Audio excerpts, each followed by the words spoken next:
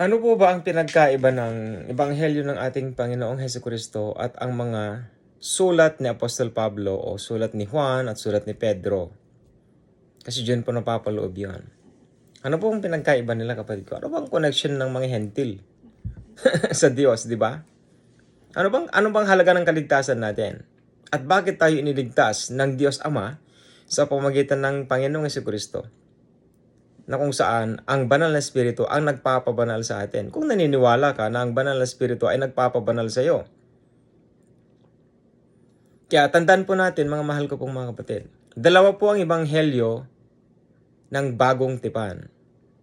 Una, ito po ang ebanghelyo ng ating Panginoong Hesukristo bilang witness. Witness po para sa mga anak ng Diyos. Ano naman po ang mga nakasulat sa aklat ni Apostol o sa mga sulat ni Apostol Pablo? Ito naman po yung tinatawag nilang testimony ng Panginoong Hesukristo. Yun pong pinagkaiba. So ang itinuro ng Panginoong Hesukristo, yan ay witness sa mga anak ng Diyos. At ang mga naisulat naman ni Apostol Pablo, ito naman po yung mga testimony para sa mga hentil. Paano po natin ipapaliwanag yon? Pag-aralan po natin, mga mahal ko pong mga kapatid.